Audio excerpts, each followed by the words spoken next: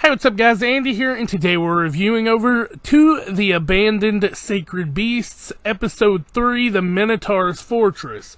Now, this episode is my favorite of the three so far, but it also kind of raises the question on how far gone are these people? Do they just come back when they're facing death?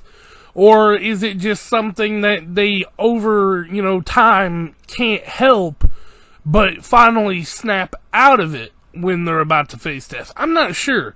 This one was the Minotaur, obviously, and he was a scaredy cat, but Hank got him through the war, but it kind of bit Hank in the ass a little bit. Because Hank taught him, always be prepared and you won't have to be scared. So he was 100% prepared for anything. But Hank just kind of got him at the right moment. But we find out a lot of cool information in this, and it left off on a very, very nice note. But with that being said, let's go ahead and jump right into this review. Don't forget to like, comment, and subscribe if y'all do enjoy it, and let's jump right into it. They say you don't gotta go home, but you can't stay here.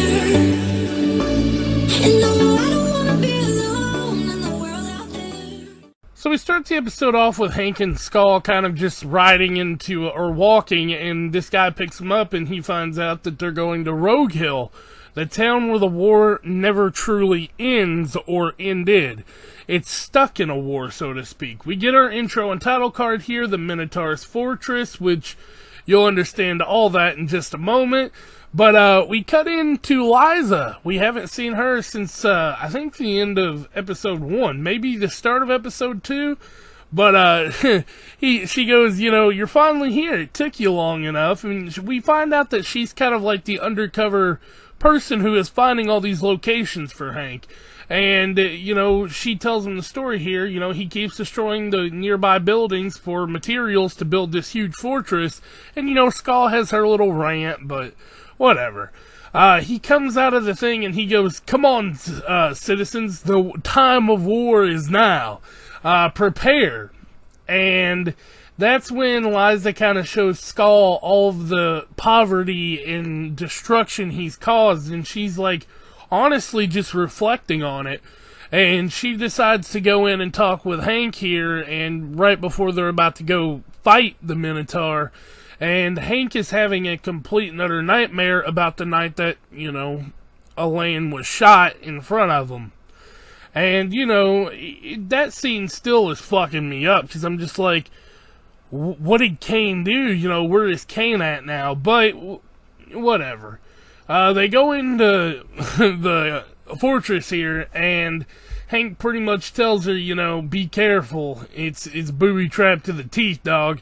And they see a bunch of people dead. Most of them are guards, and he says, don't walk anywhere except for where I walk.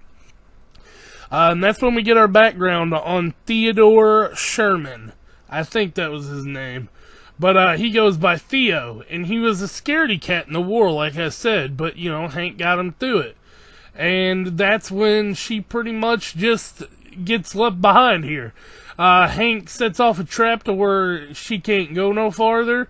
And so Skull is stuck, and Liza says, I came to bring you back. But, Liza ends up taking him with her anyway. So they go in, and he goes, Captain, you're here. I didn't expect you to come. I built this huge fortress for us, even though our squad was disbanded. We can all kind of rejoice here.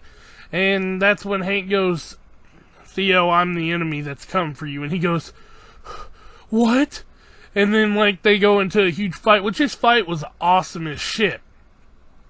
Right before Skull and Liza get there, though, Skull asks him, she goes, what kind of incarnate is Hank? He doesn't show any signs of being taken over. And this is weird here. She goes, he's the kind that can only show his true power at night, but it doesn't matter. He should still show stuff.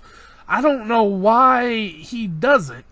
But Hank finishes him off pretty easily after going into his full werewolf form.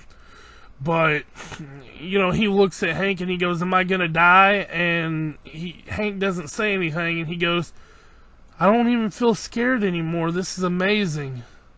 And Hank puts him down, and Skull's like, I wonder what my dad was saying to him that night. Hatred, regret, or mercy. That's the end of the episode, and it's really got me excited for next week. I feel like we're going to learn a whole lot more about this, but it's clear now that a lot of these monsters are kind of looking forward to the sweet release of death, and that Hank is the one who's doing it. So I find that really cool, but I just want to know what happened to Kane and Elaine, because both of them are still missing. I know it's early on, but this feels like it's been going on for like 6 months. Like, this is just a journey in itself. But yeah, with that being said, guys, I hope y'all did enjoy it. I'm going to head on out. I've got to get back to bed for at least a few hours. So, I'll catch y'all next time. Peace out. Feeling like it's out gear, driving towards the sun with a rose and a